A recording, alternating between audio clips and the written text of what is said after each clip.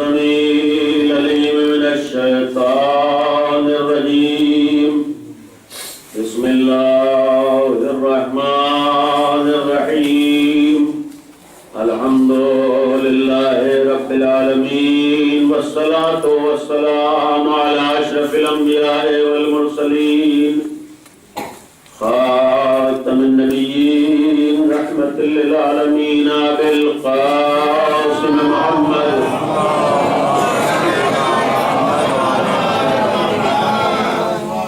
وآله الطيبين الطاهرين المعصومين المظلومين الذين أذهب الله عنهم الرجس وطهرهم تطهيرا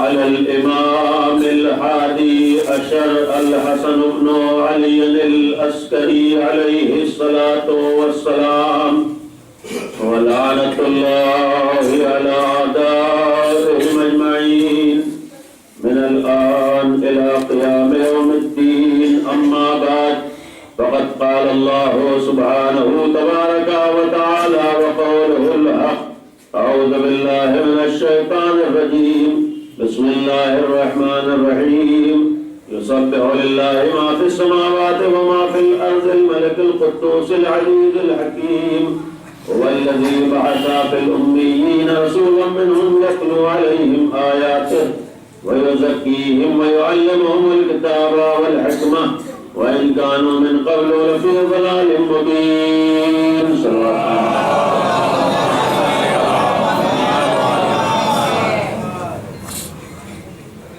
انتہائی اہم اور غم کی رات اس لیے کہ کل کی تاریخ ہم لوگوں کے لیے دو اعتبار سے غم کی تاریخ ہے. سب سے بڑی مصیبت کی تاریخ جو کل کی تاریخ ہمارے اور آپ کے 11ویں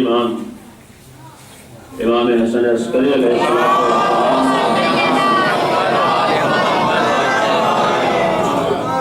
کی شہادت کی تاریخ. یوں تو ہر امام کی شہادت ہمارے لیے غم اور مصیبت ہے،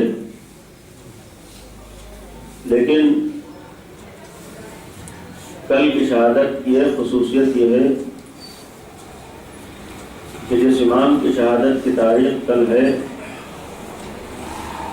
اس کا بیٹا آج بھی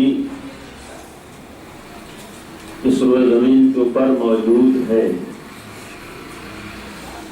یعنی کل کی تاریخ ہمارے اور آپ کے زمانے کے امام کی یتیمی کی تاریخ،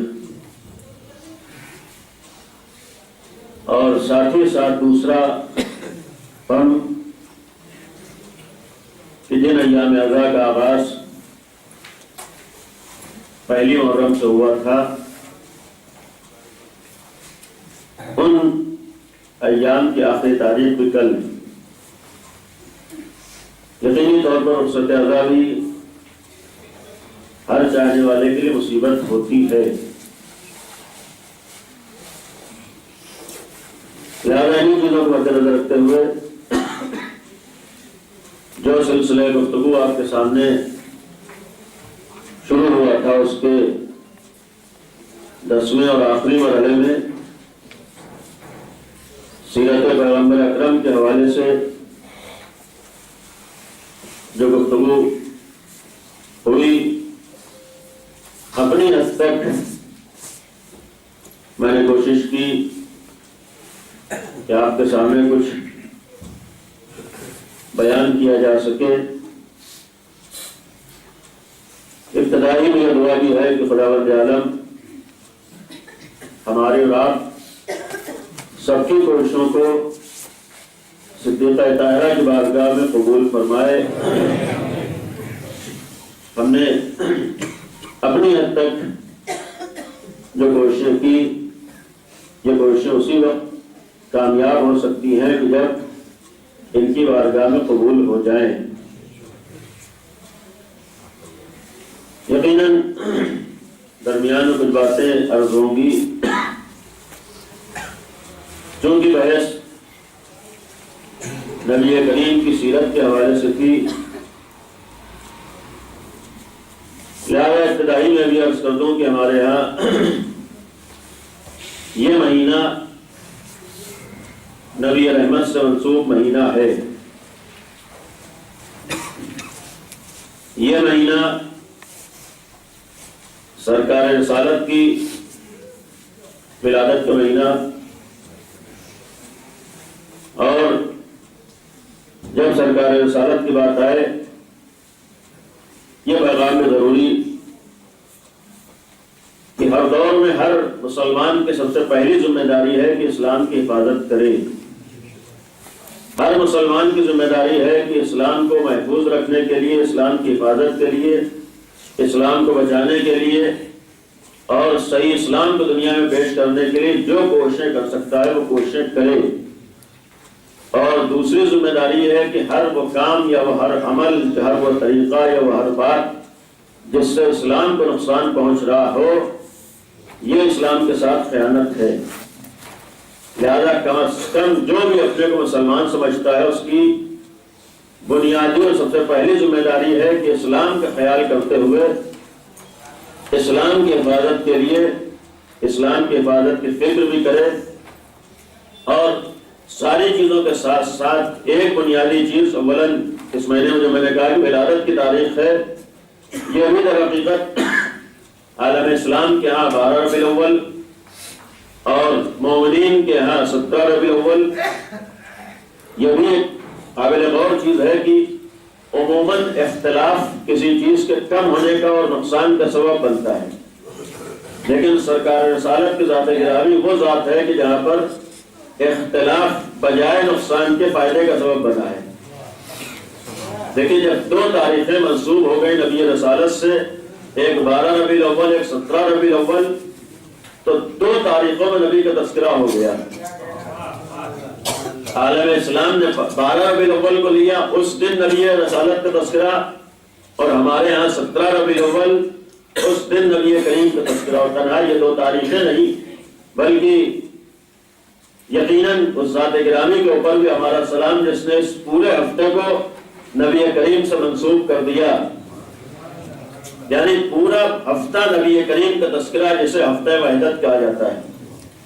اور جو میں نے حفاظت اسلام کی بات کی، انصاف سے سوچیے کہ اگر گھر کے اندر دو بھائیوں کے درمیان اختلاف ہو تو بھائیوں کو نقصان کم پہنچتا ہے، گھر کو نقصان زیادہ ہوتا ہے۔ اور اگر کسی بھی بھائی کو گھر کی فکر ہو تو وہ ہمیشہ اختلاف سے بچے گا، وہ یہ کوشش کرے گا کہ ہمارے گھر کو نقصان نہ پہنچنے پائے۔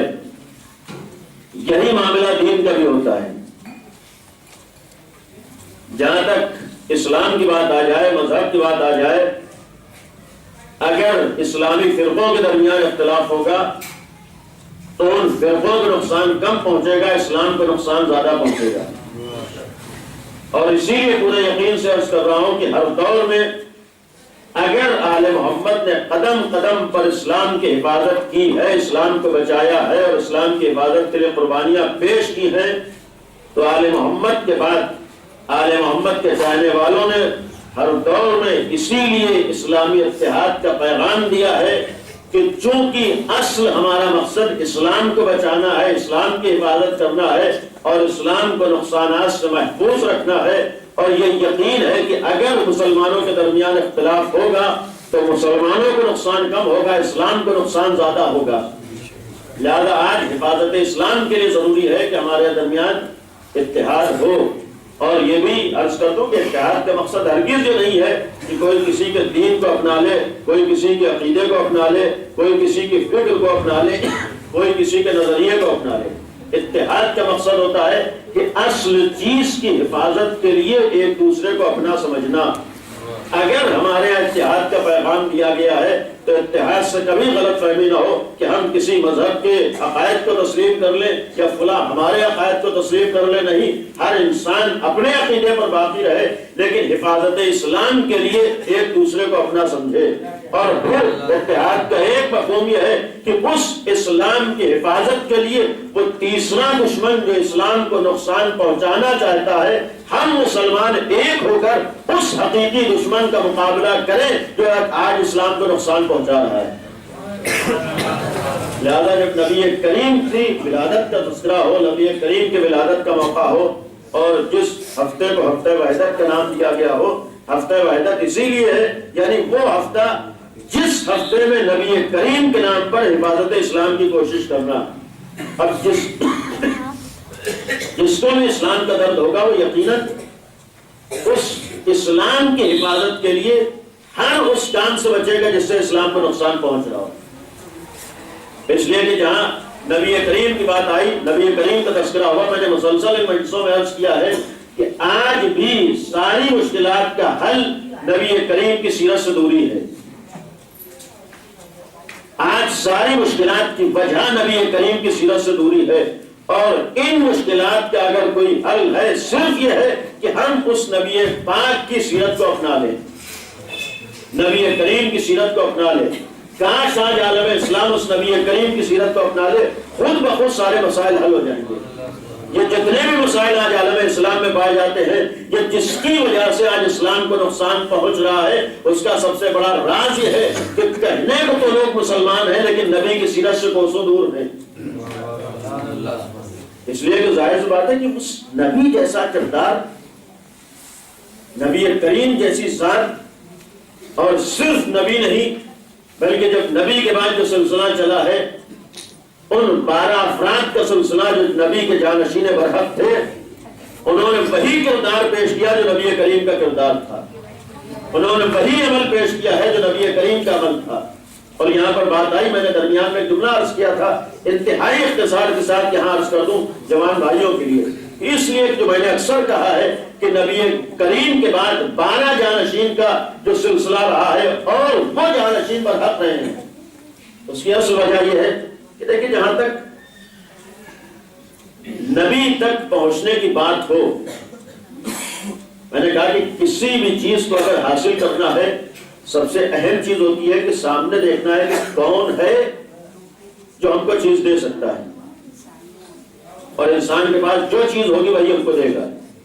اور یہ بھی یاد رکھیے کہ میں نے درمیان میں جملہ کہا تھا کہ اسلام صرف ایک اسلام ہے. اللہ نے جس دین کو اپنے نبی کے ذریعے سے بھیجا ہے، کبھی تصور نہ ہو کہ وہ دین مختلف حصوں میں بٹا ہے. اس لیے کہ میں عرض کر چکا ہوں کہ اللہ نے اگر دین اسلام کو بھیجا تھا اس لیے بھیجا تھا کہ اس پوری انسانیت کو ایک مرکز کے اوپر جمع کیا جائے، اس پوری انسانیت کو ایک بنا دیا جائے، ایک مرکز پر جمع کیا جائے. تو جو دین تمام انسانوں کو ایک بنانے کے لیے آیا ہو تو یہ کیسے تصور ہو سکتا ہے کہ اسی دین کے نام پر فرقے ہو جائیں، اسی دین کے نام پر گروہ ہو جائیں، اسی دین کے نام پر مختلف راستے وجود میں آ جائیں. عرض ہو چکا ہے نہیں، اگر اس دین کے نام پر آج فرقے وجود میں آئے، اس دین کے نام پر آج گروہ وجود میں آئے، اس دین کے نام پر آج مختلف راستے وجود میں آئے، اس کا اصل راز یہ تھا کہ جس نے جیسے سے دین کو لیا ہے ویسا دن اس تک پہنچا ہے. کاش دنیا نے حقیقی محافظین دین سے دین کو لیا ہوتا تو ان تک نبی پاک والا دین پہنچتا، لیکن جب اصلی مرکز کو چھوڑ دیا گیا، ظاہر سی بات ہے دنیا جس کے پاس پہنچی، صلوات پڑھیں محمد علیہ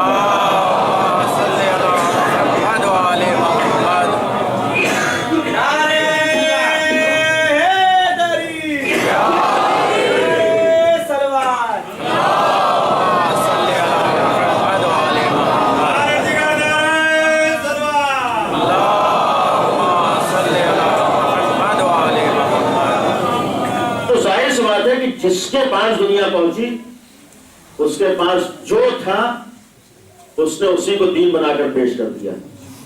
یعنی جو میں عرض کرنا چاہوں ایسا نہیں ہے کہ دین الگ الگ ہے، اسلام الگ الگ ہے، اسلام صرف ایک ہے. اور یہ بھی پورے یقین سے عرض کر رہا ہوں کہ قیامت تک وہی صحیح اسلام باقی رہے گا، چاہے اس کے ماننے والے کوئی بھی نہ ہو. اقلیت اور اکثریت کی بات میں نہیں کر رہا ہوں، چاہے اس کا ماننے والا کوئی بھی نہ ہو، لیکن جو اسلام جو دین نبی کریم لے کر آئے تھے اسے قیامت تک باقی رہنا ہے. اور وہ اسلام میں تبدیل نہیں ہو سکتا ہے، اس اسلام کے فرقے نہیں ہو سکتے ہیں، وہ اسلام مختلف حصوں میں تقسیم نہیں ہو سکتا ہے. اصل معاملہ یہی تھا کہ جیسے سے اسلام کو لیا گیا اس کے پاس جو تھا اس نے اسلام بنا کر پیش کر دیا. اصل ماجرا یہ تھا کہ لوگوں نے اپنی اپنی فکر کو، اپنی اپنی سوچ کو، اپنی اپنی پسند کو اسلام کا نام دیا ہے، ورنہ اسلام الگ نہیں تھا. کاش دنیا نے ایسے افراد کو پہچان لیا ہوتا جن سے صحیح اسلام مل سکتا تھا. اور پھر اگر جہاں پہچاننے کی بات آ جائے، ایک پر عرض کروں گا کہ نبی کریم کے بعد جو سلسلہ چلا، اور اس سلسلے میں بھی حتیٰ نام بھی رکھے گئے ہیں، کسی انسان کی طرف سے نام نہیں تھے بلکہ وہ سارے نام اللہ کی طرف سے تھے. اور یہ سلسلہ جو نبی کریم کے بعد آیا ہے اس نے ساری چیزوں کے ساتھ ساتھ اپنے نام کے ذریعے سے پیغام رسالت کو دنیا کے سامنے پیش کیا. یہ افراد جو دنیا کے سامنے آئے، انہوں نے دنیا کے سامنے اعلان کیا کہ اگر تم حقیقی اسلام کو پہچاننا چاہتے ہو، اگر نبی کریم کی سیرت تک پہنچنا چاہتے ہو، اگر نبی کریم والے اسلام تک پہنچنا چاہتے ہو تو آؤ ہم کو پہچانو، تاکہ تمہیں معلوم ہو کہ نبی کا دین کیا تھا، تاکہ تمہیں پتا چلے کہ نبی کون سا اسلام پیش کر کے گئے تھے. اس لیے کہ ظاہر بات نبی کریم جیسا اخلاق، نبی کریم جیسا کردار، میں نے درمیان عرض کیا تھا کہ خود امیر المومنین کا ایک جملہ تھا کہ جس نبی کریم کے اخلاق کے لیے خداوند عالم کا یہ قول ہو انک لعلی خلق عظیم، اللہ جس کے اخلاق کو عظیم کہہ رہا ہو، کیا تصور کیا جا سکتا ہے کہ عام انسان اس کے اخلاق تک پہنچ جائے یا صحیح طور پر اس کے اخلاق کو پہچان لے، صحیح طور پر اس کے کردار کو پہچان لے؟ یہ تو ہماری ذمہ داری ہے کہ اس نبی کریم کے کردار کو پہچانے، لیکن اس کردار و اخلاق کو پہچاننے کے لیے ضروری ہے کہ اس تک پہنچنے کا کوئی نہ کوئی راستہ بھی ہونا چاہیے. اور یہی وجہ ہے کہ اس کے بعد جو سلسلہ آیا ہے اس نے اسی نبی پاک کو پہچانوایا ہے. اور پھر اس سلسلے میں اپنی بات کو عرض کرنے سے پہلے جوانوں کے لیے لیکن میں نے کہا کہ جتنے بھی نام ہیں پیغمبر کے بعد اس سلسلے میں سب اللہ کی طرف سے رکھے ہوئے، حتیٰ پیغمبر نے بھی اپنی جانب سے نام نہیں رکھا. آغوش میں پیغمبر کی دیا گیا، پیغمبر نے فرمایا، سوال کیا گیا اس کا نام کیا ہے، نبی کریم نے کیا فرمایا تو میں منتظر ہوں حکم الہی کا کہ ادھر سے کیا نام آتا ہے. یعنی ہمارے یہاں جو سلسلہ ہے پیغمبر کے بعد وہاں نام بھی اللہ کی طرف سے معین ہوئے، اور شاید یہی نام پیغمبر کی حقیقت کو دنیا کے سامنے پیش کر رہے ہوں، شاید یہ نام بھی ہم کو پیغمبر تک پہنچا رہے ہوں کہ اگر اخلاق پیغمبر کو پہچاننا چاہتے ہو، اگر کردار پیغمبر کو پہچاننا چاہتے ہو، اگر نبی کریم کی معرفت حاصل کرنا چاہتے ہو، ساری چیزوں کو چھوڑ دو، اگر صرف تم ناموں کو دیکھ لو تمہیں عظمت پیغمبر معلوم ہو جائے گی. علی کا مطلب کیا ہے؟ بلندیاں. اور یہ بھی عرض کر دوں کہ اس روئے زمین پر تنہا ایک ذات ایسی ہے کہ جس کے نام کو اللہ نے اپنے نام کے اوپر رکھا ہے، حتیٰ یہ شرف کسی نبی کو بھی حاصل نہیں ہوا ہے جو اللہ نے مولائے متقیان کو عطا کیا.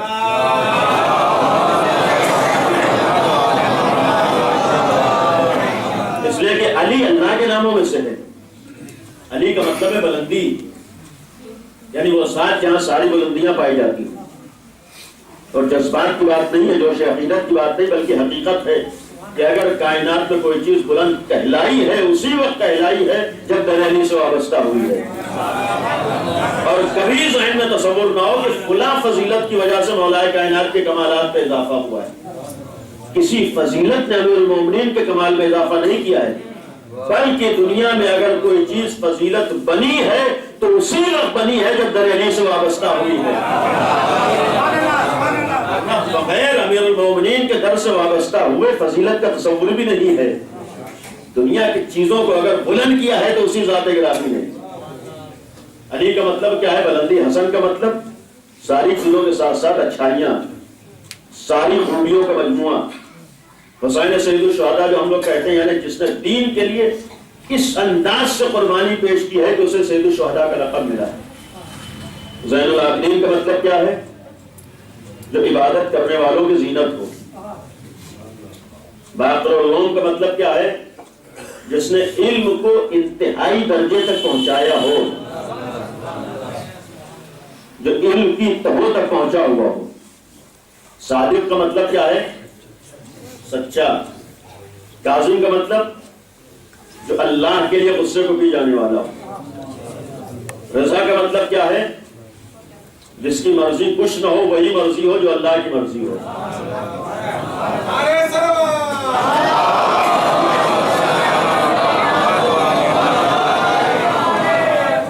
اور تقی کا مطلب کیا ہے؟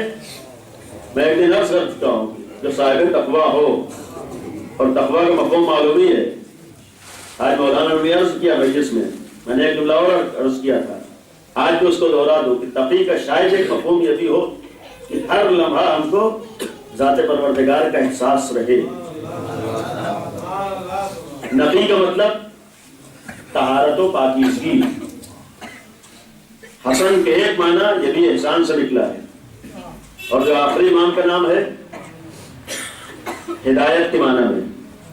پوری وضاحت نہیں کروں گا۔ اب میں نے کہا کہ یہ ایک ایک نام پیغمبر اکرم کو بھی پہچانوا رہا ہے، یہ ایک ایک نام پیغمبر اکرم کی طرف دعوت دے رہا ہے، یہ ایک ایک نام کردار پیغمبر کو دنیا کے سامنے پیش کر رہا ہے، ایک ایک نام پیغمبر کی ایک ایک حقیقت کو دنیا کے سامنے پیش کر رہا ہے۔ تمہارے اندر اتنی صلاحیت نہیں ہے کہ تمام کردار پیغمبر کو ایک ساتھ پہچان سکو، لہذا اگر اس نبی کریم تک پہنچنا چاہتے ہو، یا یہ کہو کہ نبی کریم کی ساری بلندیوں کو دیکھنا چاہتے ہو، تو علی مرتضیٰ کو دیکھ لو۔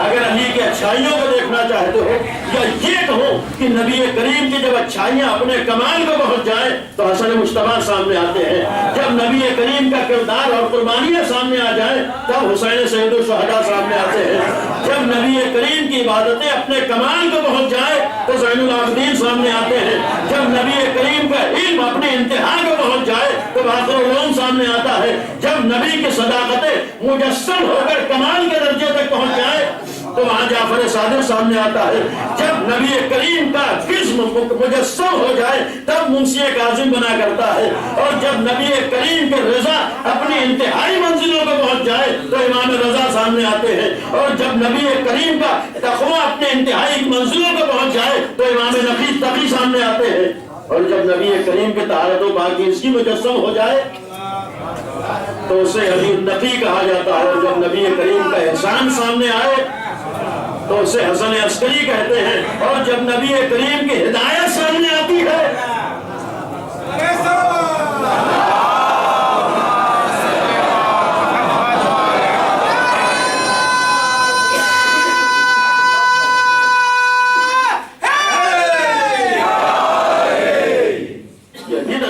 ایک ایک نام ذریعہ ہے جہاں نبی کریم کو پہچانو۔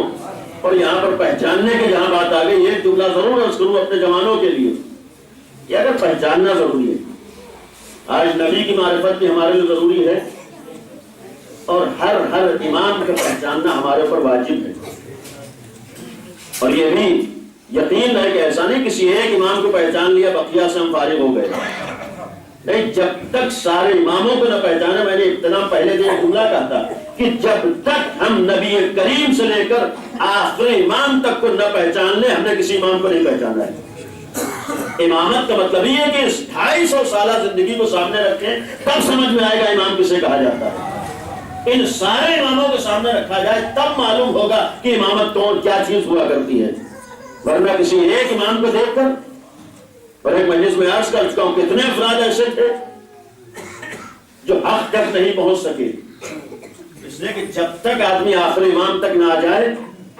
حق کو نہیں پہچان۔ جب پہچاننا ضروری ہے، معرفت ضروری ہے۔ آپ انصاف سے بتائیے معرفت کب ہوتی ہے، پہچاننا کب ہوتا ہے؟ ایک پہچاننا عام ہوا کرتا ہے، ہر اچھی چیز کی ہر آدمی تعریف کرتا ہے۔ آپ انصاف سے بتائیے آج کتنے غیر مسلم ہیں جو آل محمد کے فضائل بیان کرتے ہیں؟ کتنے غیر مسلم بیان ہی نہیں کرنا آل محمد کی حقیقتوں کو دنیا کے سامنے پیش کرتے ہیں. کتنے افراد ایسے ہیں جو حق پر نہیں ہے لیکن آل محمد کی ان حقیقتوں کا اظہار اپنی زبان سے کرتے ہیں. آپ کے سامنے بہت سی مثالیں فضائل آل محمد کو بیان کرتے ہیں, کمالات آل محمد کا تذکرہ کرتے ہیں, آل محمد کی حقیقتوں کو دنیا کے سامنے پیش کرتے ہیں. اگر صرف فضائل آل محمد بیان کر دینا کافی ہو تو پھر ہمارے ان میں فرق کیا ہے؟ کبھی ہم نے سوچا کہ وہ بھی تو فضائل آل محمد بیان کرتے ہیں, وہ بھی تو آل محمد کے کمالات کا تذکرہ کرتے ہیں. آپ کہیے حق کی بات کتنے افراد میں دکھا دوں گا جو راہ حق پر نہیں ہے لیکن آل محمد کے حق کا اظہار کرتے ہیں. تو پھر اگر زبان سے حق کا اظہار کر دینا کافی ہو تو پھر ہمارے ان میں فرق کیا ہے؟ اگر کمالات کا تذکرہ کر دینا ہی کافی ہو تو پھر ہمارے ان میں فرق کیا ہے؟ اگر آل محمد کے فضائل کا بیان کر دینا کافی ہو تو پھر ہم میں ان میں فرق کیا ہے؟ اور اگر پہچاننے کی بات ہو, کتنے افراد ہیں جن کو آل محمد کے کمالات کا علم ہے؟ علم ہونا کافی نہیں, ہر اچھی چیز کی اہمیت آدمی کو معلوم ہوتی ہے. ہیرے کی اہمیت ہر آدمی کو معلوم ہے لیکن ہیرے کی واقعی اہمیت کس کو پتا ہوتی ہے؟ ہر آدمی کہتا ہے کہ ہیرے کی ویلیو ہوتی ہے, اہمیت ہوتی ہے, لیکن ہیرے کی واقعی اہمیت کس کو پتا ہوتی ہے؟ جو جوہری ہوتا ہے. یا یہ کہوں کم از کم ہمارے درمیان ایک قانون یہ ہے کہ اگر کسی چیز کی واقعی اہمیت کو پہچاننا ہو, جب انسان اس فیلڈ میں اترتا ہے تب اس کی صحیح معرفت حاصل ہوتی ہے, اور جب تک اس فیلڈ میں نہ اترے صحیح معرفت نہیں حاصل ہو سکتی. زبان سے تو کہہ سکتا ہے بہت اچھی چیز ہے, زبان سے تو کہہ دے گا کہ ہیرا بہت قیمتی ہوتا ہے, لیکن جب تک جوہری نہ بنے, خود اپنے اندر اس چیز کو نہ پیدا کرے, تب تک صحیح معرفت نہیں حاصل ہو سکتی ہے. عزیزوں, اگر آل محمد کو پہچاننا ضروری ہے اور ہمارے لیے واجب ہے کہ آل محمد کو پہچانے, جس ذات گرامی کا نام علی بن ابی طالب ہو, ہم اس علی کو کب پہچان سکتے ہیں؟ جب تک ہماری زندگی بلندیوں کی طرف نہ بڑھے, جب تک ہماری زندگی میں بلندیاں نہ آ جائے تب تک ہم علی کو نہیں پہچان سکتے. اس لیے کیسے ہو سکتا ہے کہ ہماری زندگی میں پستیاں پائی جاتی ہوں اور ہم علی کو پہچان لیں؟ نہیں, اگر علی کو پہچاننا ہے تو پہلے اپنے اندر بلندیوں کو پیدا کرنا پڑے گا, اور جیسی جیسی بلندیاں بڑھتی جائیں گی ویسی ویسی علی کی معرفت ہوتی جائے گی. اگر ہم چاہتے ہیں کہ حسن کو پہچانے, کب معلوم ہوگا؟ جب ہماری زندگی میں اچھائیاں آ جائیں. جتنی جتنی ہماری زندگی میں اچھائیاں بڑھتی جائیں گی اتنی اتنی حسن مجتبیٰ کی معرفت ہوتی جائے گی.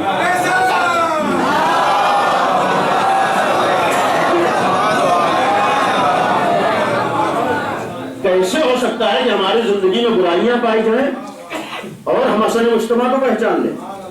اگر ہم چاہتے ہیں کہ حسین سید الشہداء کو پہچانیں, اس وقت تک نہیں پہچان سکتے جب تک ہماری زندگی میں دینداری نہ آ جائے. یہ کیسے ہو سکتا ہے کہ ہماری زندگی دین سے دور رہے اور ہم سید الشہداء کو پہچان لیں؟ جتنا جتنا دینداری بڑھے گی ویسی ویسی حسین ابن علی کی معرفت بھی بڑھے گی.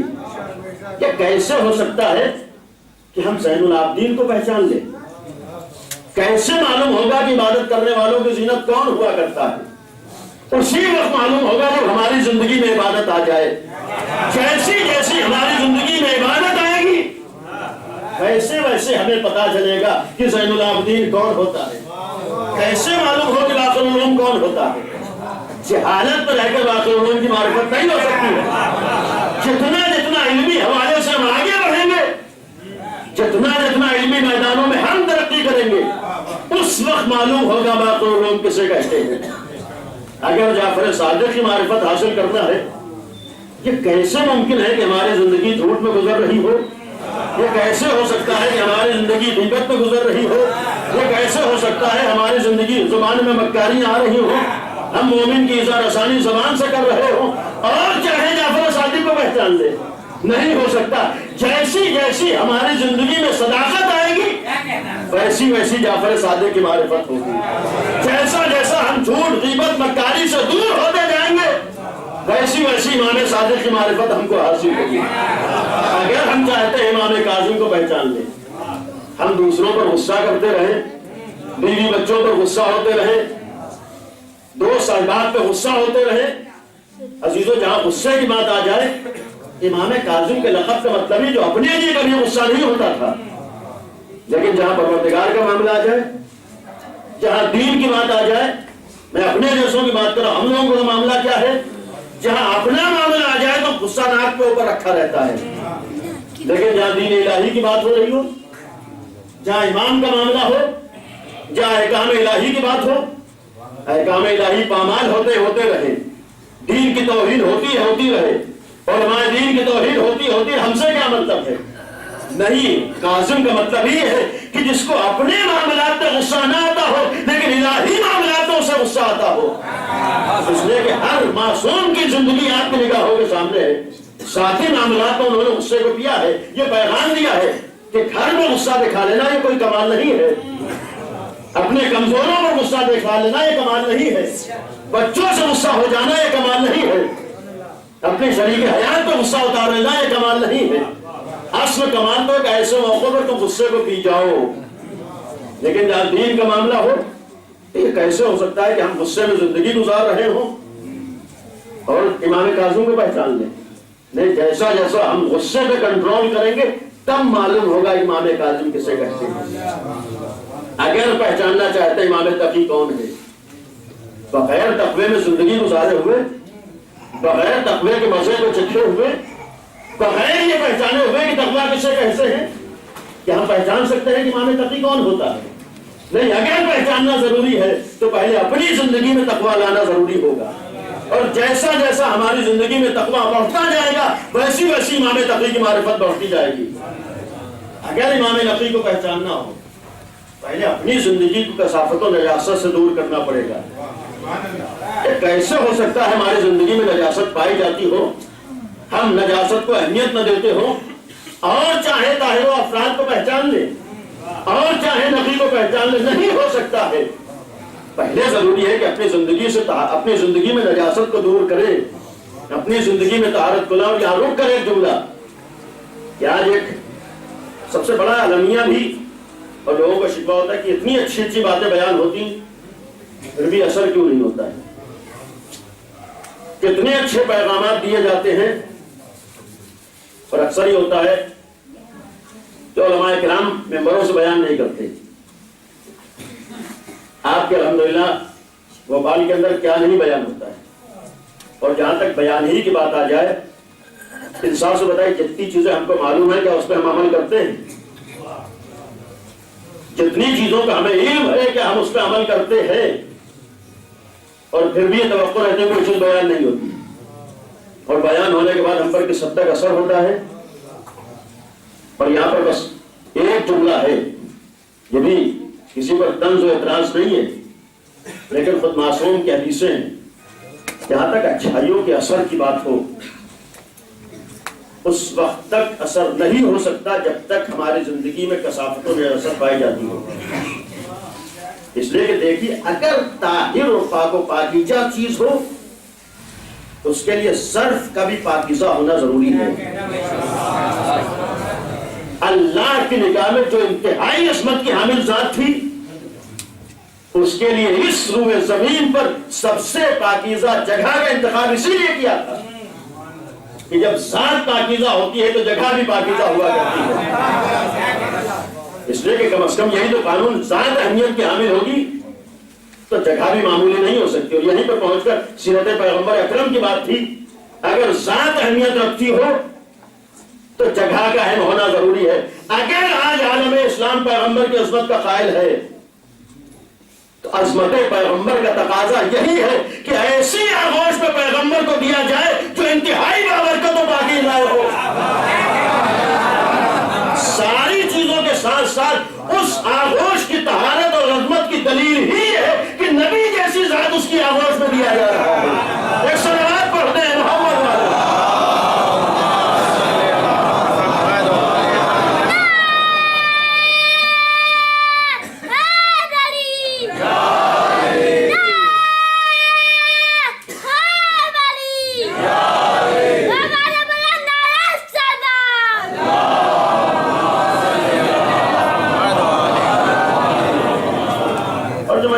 دوسری بات کی ایک مرحلہ ہمارے سامنے ہے اور علماء کرام بھی موجود ہیں. کربلا میں امام حسین کا ایک جملہ ملتا ہے. دیکھیں یہ بھی آل محمد کی بہت بڑی خصوصیت تھی کہ آل محمد نے نبی کریم کے بعد سے ان ساری شخصیتوں نے ہر دور میں کوشش کی کہ اگر کوئی بھٹکا ہوا ہے راہ راست پر آ جائے. نبی کی پوری سیرت آپ اٹھا کر دیکھ لیجیے. نبی کی کوشش یہ تھی کہ اگر غلط راستے پر ہے بھٹکا ہوا ہے تو راہ راست پر آ جائے. نبی کی زندگی میں کہیں فتویٰ نہیں ملے گا کہ کسی کے لیے کہا ہو کہ تم دین سے خارج ہو گئے, کسی کے لیے فتویٰ دیا ہو تم بے دین ہو گئے, تم جہنمی ہو گئے. نہیں, نبی یہ کوشش کرتے اگر بے دین ہے تو دیندار بن جائے. یہی آل محمد کی کوششیں تھیں کہ اگر بھٹکا ہوا ہے تو راہ راست پر آ جائے. کربلا میں امام حسین نے بہت سے خطبات بھی دیے اور یہ کمال صرف اور صرف ذات سید الشہداء کا تھا یا اس گھرانے کا کہوں کہ اتنی مصیبتیں اٹھانے کے بعد کسی کو دوسروں کی نجات کی فکر نہیں ہو سکتی فطری طور پر, لیکن چونکہ اللہ کے نمائندے تھے, چونکہ دین کے حقیقی محافظ تھے, لہذا مصیبتوں کے بعد بھی امت کی نجات کی فکر تھی. لہذا آپ خطبات اٹھا کر دیکھیے, امام حسین نے قدم قدم پر پیغام دیا ہے, لیکن آخر میں امام نے جملہ فرمایا, اس کا مفہوم عرض کر رہا ہوں. امام نے فرمایا کہ میں مسلسل تمہارے سامنے پیغام حق دے رہا ہوں, تم کو اچھی باتیں بتا رہا ہوں کہ اپنی زبان میں کہو میں تم کو تبلیغ کر رہا ہوں, لیکن میں یہ دیکھ رہا ہوں کہ میری تبلیغ کا تمہارے اوپر اثر نہیں ہو رہا ہے, میری اچھی باتوں کا تمہارے اوپر اثر نہیں ہو رہا ہے. تم سن رہے ہو لیکن قبول نہیں کر رہے ہو, تم سن رہے ہو لیکن عمل کرنے پر تیار نہیں ہو. اس کی وجہ خود سرکار سید الشہداء نے فرما دی. فرمایا تو میں جانتا ہوں اس کی وجہ کیا ہے, کیوں تبلیغ کا اثر تمہارے اوپر نہیں ہو رہا ہے, کیوں اچھی باتوں کا اثر تمہارے اوپر نہیں ہو رہا ہے, کیوں تم حق کو سننے کے بعد بھی عمل کرنے پر تیار نہیں ہو رہے. کہ اس کی وجہ یہ ملئت بطونکم من الحرام, تمہارے شکم مال حرام سے بھرے ہوئے. دیکھیں امام حسین نے کربلا میں ایک جملہ کہا ہے کہ چونکہ شکم میں مال حرام ہے لہذا تبلیغ کا اثر نہیں ہو رہا ہے, شکم میں مال حرام ہے لہذا اچھی باتوں کا اثر نہیں ہو رہا ہے. امام نے شاید پیغام دیا ہو کہ اگر شکم میں مال حرام پہنچتا ہے تو اس کا ایک بہت بڑا اثر یہ ہوتا ہے کہ پھر اچھائیوں کا اثر اس کے اوپر نہیں ہوتا ہے. اس لیے کہ سب سے زیادہ جو چیز انسان کو نقصان پہنچاتی ہے یہی رزق ہے جو اس کے شکم میں جا رہا ہے. اور حرام کا مطلب صرف یہ نہیں ہوتا ہے کہ ہم کہیں سے چرا کر لے کے آئے یہ حرام ہو گیا. نہیں, حرام کا مطلب یہ ہوتا ہے جتنے حقوق ہیں ہم نے ادا کیے ہیں نہیں ادا کیے, بھائی کا حق ہے ادا کیا ہے نہیں ادا کیا ہے, عائشہ کا حق ہے ادا کیا ہے ادا نہیں کیا ہے, امام کا حق ہے ہم نے ادا کیا ہے یا نہ ادا کیا ہے, اللہ کے حق کو ہم نے ادا کیا ہے یا ادا نہیں کیا ہے. انصاف سے بتائیے جب ہم اللہ کے حق کو ادا نہ کر رہے ہوں, امام کے حق کو ادا نہ کر رہے ہوں, دوسروں کے حقوق کو ادا نہ کر رہے ہوں, یا جو ہماری ذمہ داری ہے اس ذمہ داری کو پورا نہ کر رہے ہوں, تو کیا وہ رزق ہمارے لیے حلال ہو جائے گا؟ اور جب رزق حلال نہ ہو تو کیا پھر اس کا اثر اچھا ہمارے اوپر ہوگا؟ معصوم نے اسی لیے اگر آپ تعلیمات آل محمد نے سب سے زیادہ اسی بات پر زور دیا ہے کہ جو رزق حاصل کرو اس کے اوپر دیکھو کہاں سے تم رزق لائے ہو اور کہاں خرچ کیا ہے. اس لیے کہ اگر تمنا ہے کہ پیغام آل محمد ہم تک پہنچے, اگر تمنا ہے کہ ہماری اولاد آل محمد سے وابستہ رہے, تو پہلے یہ بھی سوچو کہ اپنی اولاد تک کون سا رزق پہنچا رہے ہو, اپنی اولاد کو کس رزق سے شکم سیر کر رہے ہو. اس لیے کہ میں نے کہا کہ اگر پاک و پاکیزہ افراد کو پہچاننا ہے بغیر طہارت کی معرفت نہیں ہو سکتی. اور یہ بھی عرض کر دوں کہ اگر پاک و پاکیزہ ہے اور یہ قانون ہے کہ پاکیزہ چیز کبھی بھی کثیر جگہ پر نہیں آ سکتی, آیت ہی دلیل ہے کہ وہ کثافت اسے نزدیک میں نہیں ہو سکتی. تو جب وہ افراد پاک و پاکیزہ ہوں تو ان کی محبت بھی پاکیزہ ہوگی, ان کی معرفت بھی پاکیزہ ہوگی. جب ان کی محبت و معرفت بھی پاکیزہ ہے تو ایسے ہی وجود میں محبت آئے گی جہاں پاکیزگی پائی جاتی ہو. ہی وجود میں معرفت آئے گی جہاں پاکیزگی پائی جاتی ہو۔ یہ کیسے ہو سکتا ہے کہ ہمارے وجود میں برائیاں پائی جائیں، ہمارے وجود میں جھوٹ پایا جائے، اظہار آسانی پائی جائے، غیبت پائی جائے، دوسروں کے لیے برائیاں پائی جائیں، اور ہم چاہے کہ ہمارے دلوں میں معرفت آل محمد آ جائے؟ نہیں، اس معرفت آل محمد کے لیے پہلے اپنے وجود کو ساری برائیوں سے دور کرنا ضروری ہے، اپنے وجود سے ساری کثافتوں کو دور کرنا ضروری ہے، اور جیسی جیسی برائیاں دور ہوتی جائیں گی ویسی ویسی ہم کو آل محمد کی معرفت ہوگی۔ اور پھر بس آخری جملہ ہے امام حسن کے لیے، یا تو امام کا تذکرہ تھا، احسان کرے گا تب معلوم ہوگا حسن عسکری کون ہے، اور سیرت کی بات آئی، بس ایک جملہ عرض کر دو امام کے حوالے سے۔ کل اس امام کی شہادت کی تاریخ امام کے لیے ملتا ہے کہ ایک چاہنے والا ہے، دوسروں کے ساتھ احسان کرتا ہے، دوسروں کی رسیدگی کرتا ہے، مدد کرتا ہے۔ ایک اور آل محمد کے چاہنے والا، اس نے مدد نہیں کی، اس کے گھر پر آیا، خالی واپس بھیج دیا۔ وجہ کیا ہے کہ چونکہ گناہ کرتا ہے،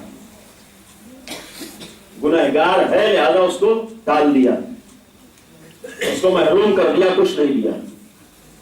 یہی شخص جس نے ایک آل محمد کے چاہنے والوں کو محروم کیا، خالی ہاتھ واپس بھیج دیا، کچھ نہیں مدد کی، کس بنیاد پر؟ ذہن میں یہ ہے کہ چونکہ گناہ کرتا ہے۔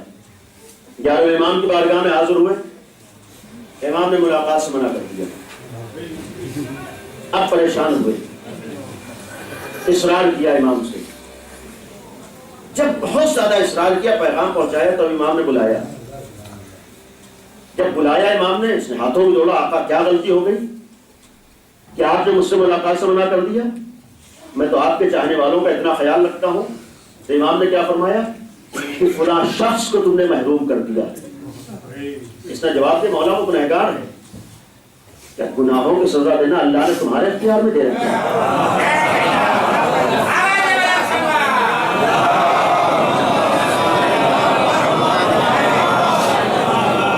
اور میں نے کل ایک جملہ کہا تھا کہ اگر آج مومن کی اہمیت ہماری نگاہوں میں ہو تو اس کے ذات کی بنیاد پر نہیں ہوتی ہے، چونکہ ہم تو نسبت کے قائل ہیں۔ ہم اگر اس تابوت کا نسبت کی وجہ سے احترام کرتے ہیں، ہم اگر لکڑی کا نسبت کی وجہ سے احترام کرتے ہیں، تو ایک انسان جس کی نسبت علی کی طرف ہو، ایک انسان جس کی نسبت امام حسین کی طرف ہو، کیا اس نسبت کا احترام ہمارا لازم نہیں ہوگا؟ نہیں، نسبت کا احترام، امام نے یہی جملہ کہا ہے کہ صحیح ہے وہ گنہگار ہے، لیکن تمہیں اس کا احترام کرنا ہے، اس کا خیال کرنا ہے، اس لیے کہ اس کی نسبت ہماری طرف ہے، ہماری وجہ سے اس کا خیال کرو۔ اور شاید یہی خیال کرنا، میں ایک جملہ اپنی طرف سے عرض کر رہا ہوں، شاید یہی خیال کرنا، اگر آپ سامنے والے کو احساس دلائیے کہ میں تمہارا اس لیے خیال کر رہا ہوں چونکہ تم علی کے چاہنے والے ہو سکتا ہے اسے کسی وقت احساس ہو جائے کہ جب ہم علی کے چاہنے والے ہیں تو پھر ہمیں کیسا ہونا چاہیے۔ یہی وجہ ہے کہ جب پلٹ کے جاتا ہے، جس کو جھڑکا تھا، واپس کیا تھا، اس کے ساتھ اچھا برتاؤ کیا، بالکل ہی الگ انداز سے پیش آیا، اس نے سوال کیا کہ پہلے تو میں آیا تھا، تم نے واپس کر دیا تھا، اب یہ ایک دم سے تمہارا رویہ بدل گیا، طریقہ بدل گیا، تو پہلے ٹالنا چاہے کہ جب اصرار کیا تو امام کا جملہ اس نے کہا، امام کا پیغام پہنچایا کہ چونکہ ہماری طرف نسبت ہے لہذا تمہیں خیال کرنا۔ صرف یہی جملے نے اس کے اوپر اتنا اثر کیا کہ ساری برائیوں کو اس نے چھوڑ دیا، یہ سوچ کر کہ ہم تو امام کے چاہنے والے ہیں۔ گویا امام نے پیغام دیا کبھی تو اس نسبت کی لاج رکھو، اور اگر نسبتوں کا احترام ہے تو جہاں ساری نسبتیں پائی جاتی ہوں، مومن کا احترام اس لیے ہے کہ علی کی طرف نسبت ہے۔ بس ایک جملہ ہے کہ اگر ہمارے عالم کا احترام ہے تو کبھی ذہن میں نہ آئے کہ اس کے تنہا ذات کی بنیاد پر ہے، نہیں چونکہ عالم محمد کی طرف نسبت ہے لہذا عالم کا احترام لازم ہے۔ دین عالم محمد کی طرف نسبت پائی جاتی ہے لہذا احترام ہے۔ اگر ہم کسی منسوب چیز کی بے احترامی کو صحیح نہیں سمجھتے، کسی بھی نسبت کی بنیاد پر کسی کی توہین کو جائز نہیں سمجھتے، تو جو عالم محمد کی طرف منسوب ہو جائے تو کیا اس کی توہین جائز ہو جائے گی؟ ہم اگر کسی مومن کی توہین کو اس سے پڑھ کر اگر کسی عالم کی توہین کر رہے ہیں تو ہم نے تنہا عالم کی توہین نہیں کی بلکہ اس نسبت کی توہین کی ہے جو وہاں پائی جا رہی تھی. یہ ہماری نگاہوں میں. اور پھر آخری امام کا جملہ بس میں نے آپ ختم کیا. اگر ہم اس امام کے چاہنے والے ہیں, آخری امام کا نام کیا ہے؟ میں نے کہا پہچاننے کے لیے پہلے وہ چیز اپنے اندر پیدا کرنا ضروری ہے. یہ خاندان وہ خاندان تھا جس نے پوری دنیا کو ہدایت دی. پوری دنیا کو ہدایت دینے کے لیے آئے ہوں, جن کی کوشش ہو پوری کائنات ہدایت پا جائے, تو ہم اس امام کو کب پہچان سکتے ہیں؟ اسی وقت پہچان سکتے جب ہمارا مزاج یہ بن جائے کہ ہم غیروں کو ہدایت کا راستہ دکھاتے ہیں. ہماری یہ فکر نہ ہو کہ صرف جتنے اپنے ہیں بس وہی اپنے ہیں, کوئی بھی اپنا نہیں ہے. نہیں, اگر ہم امام کے چاہنے والے ہیں تو ہماری کوشش یہ ہونا چاہیے کہ اگر بھٹکا ہوا بھی ہے تو راہ راست پر آ جائے. اگر اس کو نہیں معلوم ہے کہ آل محمد کون ہے تو اس تک پیغام آل محمد پہنچایا جائے. اور اس لیے میں نے مسلسل کہا ہے کہ آج اگر دنیا آل محمد سے دور ہے تو سب سے بڑی وجہ یہ ہے کہ دنیا کو نہیں معلوم آل محمد کون ہے. اگر حسین ابن علی سے دور ہے تو اس کا راز یہ ہے کہ نہیں معلوم حسین کون ہے. آج بتانا کس کی ذمہ داری ہے؟ آج یہ پیغام پہنچانا کس کی ذمہ داری ہے؟ اور پھر اگر اس امام کے چاہنے والے ہوں, بس آخری جملہ ہے کہ اگر ہم اس امام کے چاہنے والے ہیں, آج ہماری بہت بڑی ذمہ داریوں میں سے میں نے ابتدا میں کہا تھا, اسلامی اتحاد اپنی جگہ مسلم ہے, مسلمانوں کے درمیان اتحاد اپنی جگہ, لیکن اگر ہم اپنے کو علی کا چاہنے والا کہتے ہیں, اگر ہم اپنے کو حسین کا چاہنے والا کہتے ہیں, اگر ہمیں ناز ہے کہ ہم سید کونین کے چاہنے والے ہیں, میں یہاں پر ایک جملہ عرض کرتا ہوں, انصاف سے بتائیے کہ ایک طرف امام حسین کی تمنا ہے, امام علی کی تمنا ہے, صدیقہ طاہرہ کی تمنا ہے, اور اس کے مقابلے میں ان کے دشمنوں کی تمنا ہے. یہ تمنا کیا ہے؟ امیر المومنین کی تمنا یہ ہے کہ جو بھی ہمارا چاہنے والا ہے وہ ایک ہو کر رہے. امام حسین کی تمنا یہ ہے کہ جو بھی حسین ابن علی سے منسوب ہو اس میں اختلاف نہ ہونے پائے.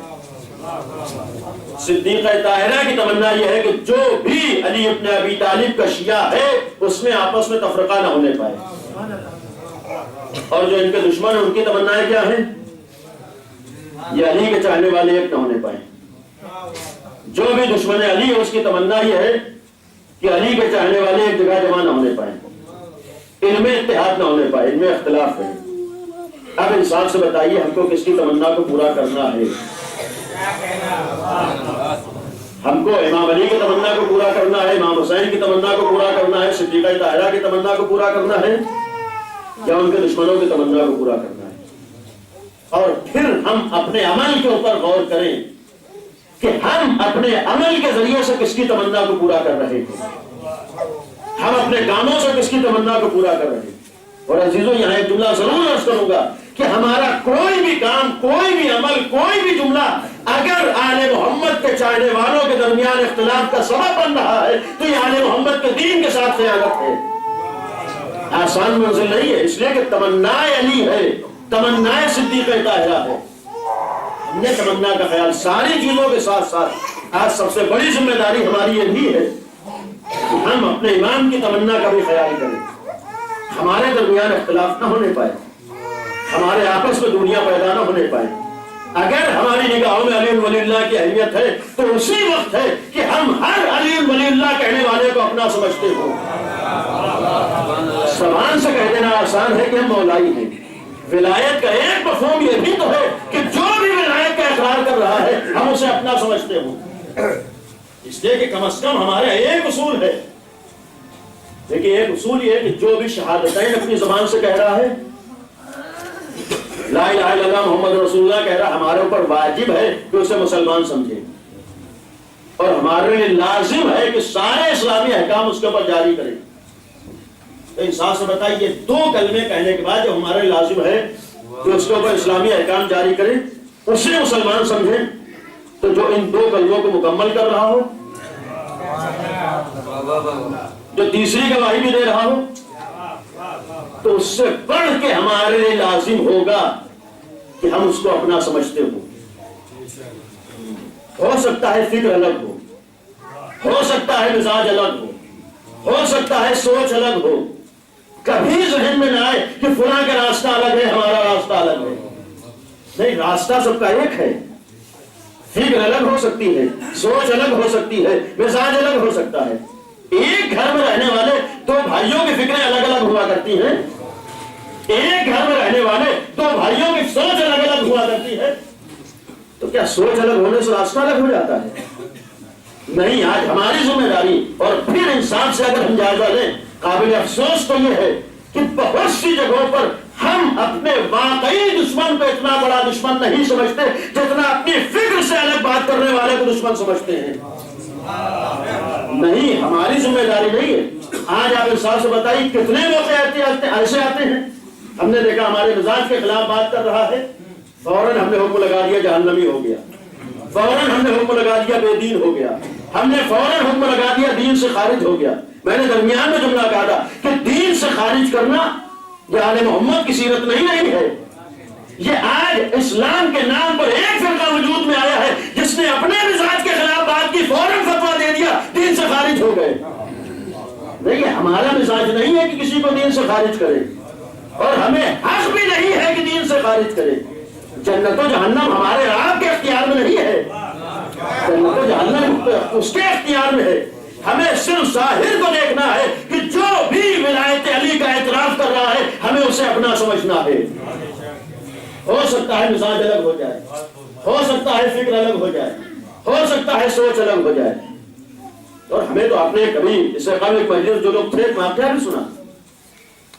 آل محمد کے چاہنے والوں کا طریقہ تو یہ ہوتا ہے کہ اگر غلطی دیکھتا ہے تو بجائے اس کے کہ اس سے کچھ کہے، بارگاہ پروردگار میں حاضر ہو کر اللہ سے دعا کرتا ہے پالنے والے اس کو ہدایت دے دے. سیرت آل محمد تو یہ ہے، آل محمد کا پیغام تو یہ ہے. یہ نہ دیکھو کہ اس کا راستہ الگ ہو گیا ہے. نہیں، جاؤ اگر دیکھ رہے ہو کہ تمہارے اعتبار سے اس کی فکر الگ ہے تو خدا سے دعا کرو کہ پالنے والے اس علی کے چاہنے والوں کو راہ راست دکھا دے. ہمارا فکر یہ ہونے چاہیے اور ہماری سوچ یہ ہونی چاہیے. اور بس ایام عزا ختم ہوئے. اور انصاف سے بتائیے، انسان کہیں بھی جائے، کسی اسکول، کسی کالج، کسی ادارے، دکان کھول رہا ہے، تجارت کر رہا ہے، جب اختتام ہوتا ہے، جب مرحلہ ختم ہوتا ہے، تو ہر عقل مند انسان بیٹھ کر یہ ضرور سوچتا ہے کہ اس پوری مدت میں ہم نے کتنا فائدہ اٹھایا، ہمارا کتنا نقصان ہوا. کون ایسا تاجر ہے کہ جو شام کو بیٹھ کر اپنا حساب و کتاب نہ کرتا، اپنے فائدے نقصان کی فکر نہ کرتا؟ کون ایسا طالب علم اسٹوڈنٹ ہے جو 5-6 سال کہیں رہ کر یا 10 سال کہیں رہ کر آخر میں یہ نہ سوچتا ہو کہ اتنے سال میں ہم کو کیا ملا؟ اور اگر آدمی نہ سوچے، انصاف سے بتائیے 2 مہینہ 8 دن کم نہیں ہوتے.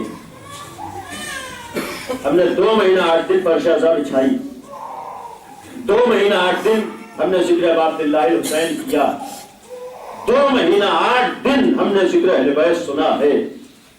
اور ذکر اہل بیت کی بات عرض کر تو دیکھیے، ہمارا عقیدہ تو یہ ہے کہ ذکر آل محمد میں اتنا اثر پایا جاتا ہے کہ اگر کوئی انسان دنیا سے گزر گیا ہے تو اس کی مغفرت کا ذریعہ بھی بن جاتا ہے. ہمارے ایصال ثواب کا فلسفہ اسی لیے تو ہے کہ ہم آل محمد کے ذکر میں اتنے اثر کے قائل ہیں کہ اگر انسان دنیا سے چلا گیا ہے تو اس کے اوپر بھی اثر ڈالتا ہے. آپ انسان سے بتائیے، اگر آل محمد کا ذکر ایک مرحوم پر اثر انداز ہوتا ہے، پھر یہ ذکر ہمارے زندہ ہونے پر کتنا اثر انداز ہوا.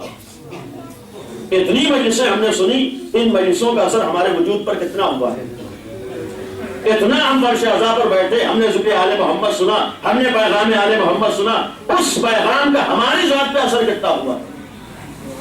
اور پھر جب 2 مہینہ 8 دن ختم ہو رہے ہوں تو یقیناً یہ ہمیں فیصلہ کرنا ہے کہ اس 2 مہینے 8 دن میں ہمیں حاصل کیا ہوا.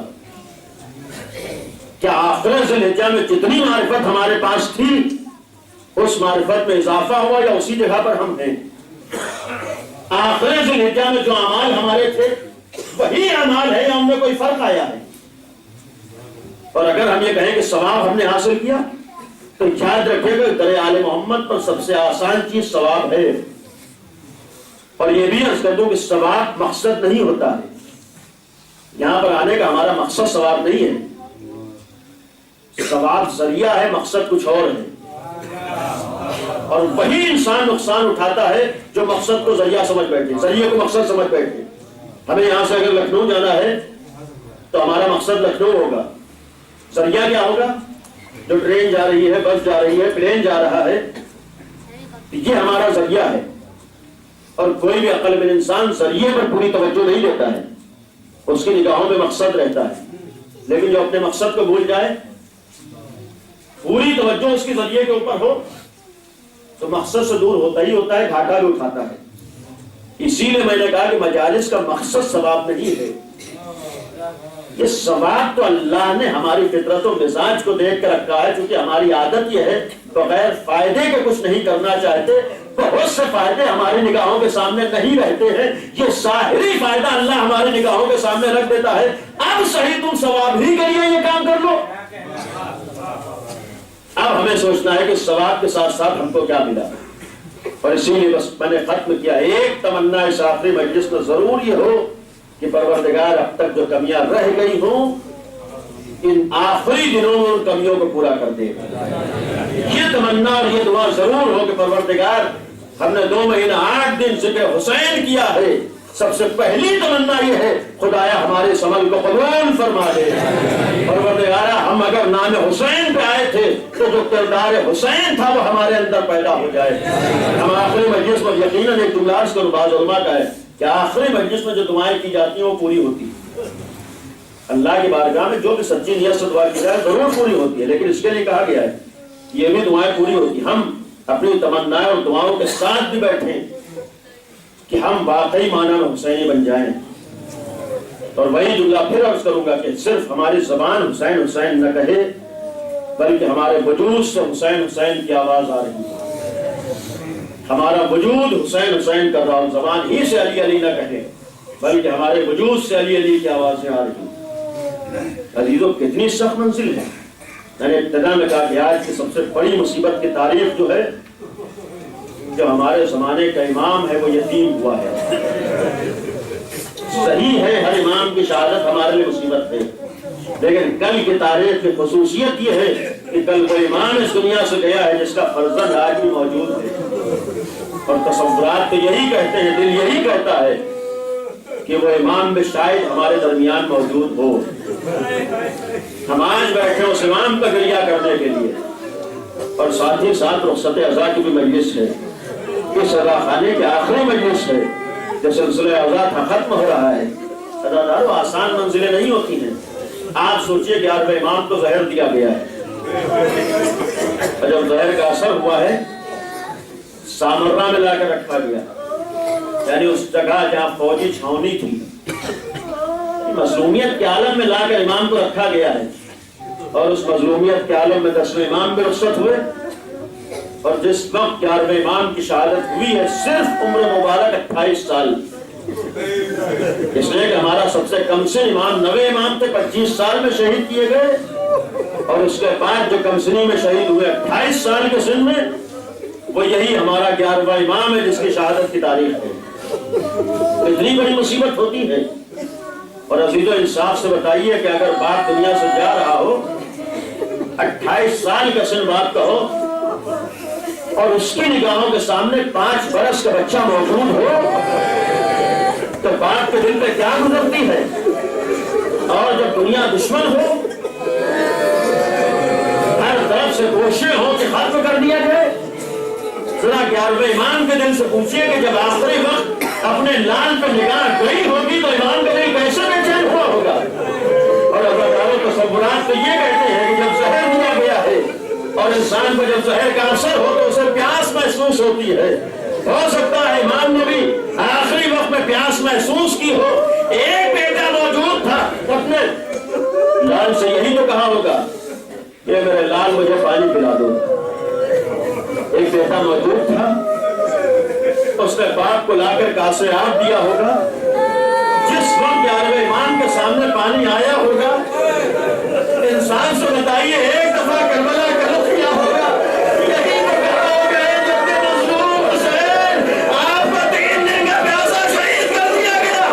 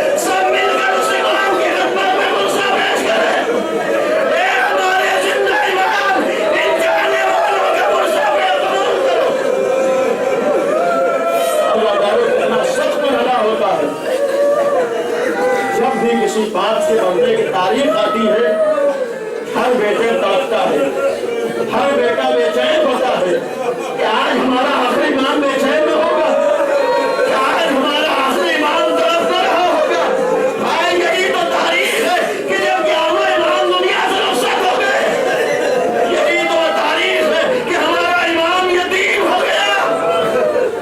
ادادارو امام دنیا سے رخصت ہوئے، لیکن رخصتی انصاف سے بتائیے گھر میں تھے، اور جس وقت آخری وقت آیا ہے اپنے 4 سال کے بیٹے کو بلایا ہوگا اور اپنے کلیجے سے لگایا ہوگا، اور جو طریقہ ہے اسرار امامت سپرد کیے ہوں گے، اور اپنے بیٹے سے یہی تو کہا ہوگا میرا لال تمہارا باپ دنیا سے جا رہا ہے، اے بیٹا خدا حافظ۔ ذرا اس آخری امام کے دل سے پوچھو جس نے کمسنی میں باپ کو خدا حافظ کہا ہوگا تو دل پہ کیا گزری ہوگی؟ لیکن جی چاہتا ہے تو کرو اے آخری امام، صحیح ہے آپ باپ سے رخصت ہوئے، آپ کے باپ نے آپ کو خدا حافظ کہا، آپ نے اپنے باپ کو خدا حافظ کہا، لیکن باپ کے جانے کے بعد کسی نے تماچے تو نہ لگائے، کسی نے تالیاں تو نہ مارے، لیکن ہائے کربلا میں حسین رخصت ہوئے ہیں۔ اور عزیزو انصاف سے بتائیے آقا حسین کو رخصت کو معمولی رخصت نہیں ہوتی ہے، تصورات عرض کر رہا ہوں۔ انصاف سے بتائیے جب ہم نے محرم کا چاند دیکھا تھا تو دل میں ایک عجیب کیفیت تاری ہوئی تھی کہ ہم حسین کا غم منائیں گے، ہم آقا حسین پہ روئیں گے، لیکن جب آخری رات آ جاتی ہے دل بے چین ہو جاتا ہے، صرف یہ سوچ کے دل بے چین ہو جاتا ہے کہ آقا حسین ہمارے عزاخانہ سے جا رہے ہیں۔ صرف یہ احساس دل کو بے چین کر دیتا ہے، صرف یہ احساس دل کو تڑپا دیتا ہے کہ کل سے مجلسیں نہیں ہوگی، کل سے ہمارے عزاخانے ویران ہو جائیں گے، پھر آقا حسین رخصت ہو جائیں گے۔ ہم کو اتنا یقین ہے کہ جیے جو اگلے برس ہم ہیں اور یہ غم پھر ہے، اور جو چل بسے تو یہ اپنا سلام آخر ہے۔ صرف سوچ کے دل بے چین ہوتا ہے، جبکہ جانتے ہیں کہ اگر اگلے سال زندہ رہے تو دوبارہ فرش ادا بچھائیں گے۔ اور یہاں پر پہنچ کر یقیناً ایک جملہ اس بیوی دو عالم کی خدمت پر ضرور عرض کروں گا، اے شہزادی آپ کو تمنا تھی کہ میرے لال پہ روئے گا کون؟ اے بی بی آپ نے اپنے باپ سے یہی تو سوال کیا تھا، اے بابا میرے لال پہ کون گریا کرے گا؟ اے شہزادی آئیے آپ کے عزادار جمع ہوئے ہیں۔ اے بی بی اگر آپ کو تمنا تھی کہ میرے لال پہ روئے گا کون، یہ چاہنے والے جمع ہوئے ہیں۔ اے شہزادی ہماری جھولیاں خالی ہیں، اے شہزادی اس آخری وقت تمنا یہ ہے کہ ہماری ادا کو قبول فرما دو۔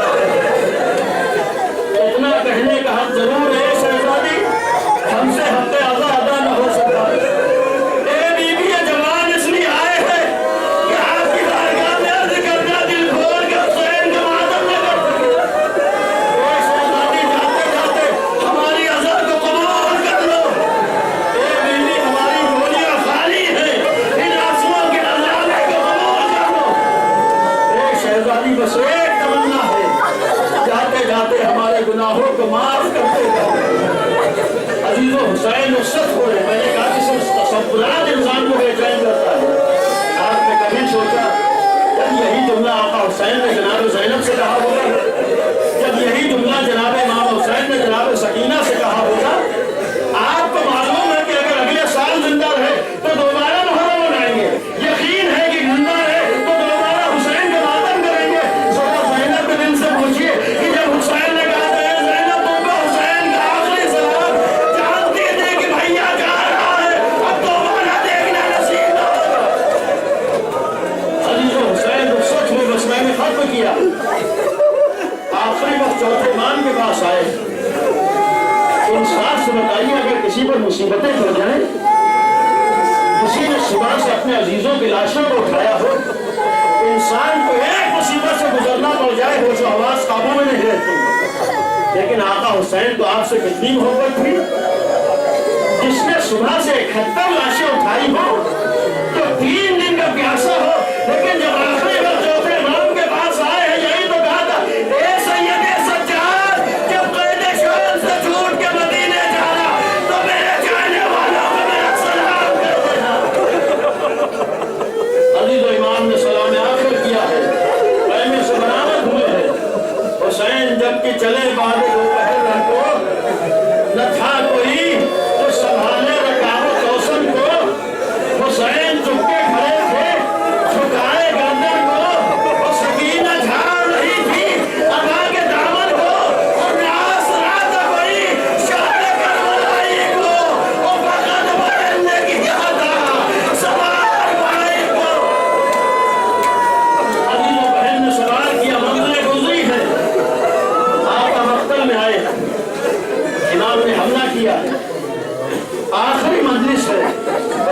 जमनात ताकि हमारे आंसू सही हैं, हमारी आंखें गुनहगार हैं, लेकिन इतना यकीन है कि जब इन गुनहगार आंखों से आंसू निकलते हैं तो सैयदा कौनैन के वो महल में जगह आ जाते हैं। खुदाया हमारी आंखों को इस लायक बना दे कि इनसे निकले हुए आंसू उस बीवी के वो महल में जगह हो जाए। इमाम मक्तल में आए, एक शेराना हमला किया, हमला करके दुगना कहता कहाँ जाते हो, तुमने मेरे कासिम पर रहम लगाया, तुम कहाँ जाते हो, तुमको मेरे लाल अली अकबर पर रहम आया, अरे तुम कहाँ जाते हो, तुमको मेरे 6 महीने के बच्चे पर रहम आया। अदाकारों हमला करते करते एक दफा फुरात के किनारे पहुंचते, आका फुरात के किनारे आए, लाश गाजी के पास आते हैं, गाजी की लाश के पास आकर एक दफा रकाबों पर जोर दे के खड़े हो गए और जुमला कहते हैं, भैया अब्बास क्या अपने आका की जगह लिए होगे? अजब नहीं लाशें अब्बास तड़पी हो, ए आका मौत ने मजबूत कर दिया। अजीज़ों मौला रखते हैं, एक आवाज़ गैबी आई, लाशों पे लाशें ला चुके बसरे हुसैन बस, तीरों पे तीर खा चुके बसरे हुसैन बस, जख्मों पे जख्म पा चुके बसरे हुसैन बस, हम तुमको आज़मा चुके बसरे हुसैन बस। अरे सर को झुका दो खंजर बेदाग के लिए और कुछ इम्तिहान छोड़ दो सज्जाद के लिए। आवाज़ गैबी गाना था, इमाम ने तलवार को नियाब में रखा है, बस मैंने खत्म किया, चारों तरफ से फौजें जमा होना शुरू हुई, कोई तीर मारता है, कोई लहजा मारता था। अदाकारों जिसके पास कुछ न था, कोई झोलियों में पत्थर भर के आका हुसैन को मारा। एक दफा आका हुसैन घोड़े पे डगमगा रहे, बस एक तसव्वुर अर्ज़ करता हूँ, जवान मौलवियों के इंसाफ से बताइए कि अगर कहीं पर अलम को झटका लगने लगे, कहीं पर ताज़िये को झटके लगने लगे, अलम जमीन पे आ रहा हो, क्या कोई चाहने वाला बर्दाश्त करेगा कि अलम जमीन पे आ जाए? इंसाफ से बताइए, अगर कोई ताज़िया हो और जमीन पे आ रहा हो, क्या कोई बर्दाश्त करेगा कि जमीन पे आ जाए? लेकिन आए हुसैन घोड़े पे डगमगा रहे हैं, एक दफा जीन से जमीन की तरफ आए, लेकिन किस अंदाज से आए हैं, तीरों ने समेटा शहर बेकस का मुसल्ला, दर्राई जमीन आप उठाए शवाला। अदादारों इधर आका जमीन पे आए, उधर बहन दौड़ के दिल्ले से नबियत पे आती है, खुदा किसी बहन को वो मंजर न दिखाए जो जनाब ज़ैनब ने देखा है। मंजर क्या देखा कि जालिम आका हुसैन के सीने पे सवार है। अजीज़ों इंसाफ से बताइए, जनाब ज़ैनब ने इस मंजर को देखा, जालिम चाहता है कि भाई के सरोतन में जुदाई करे, तड़प के जुमला कहती है बिसरे साथ तू खड़ा देख रहा है और मेरा माजाया ज़िबा किया जा रहा है।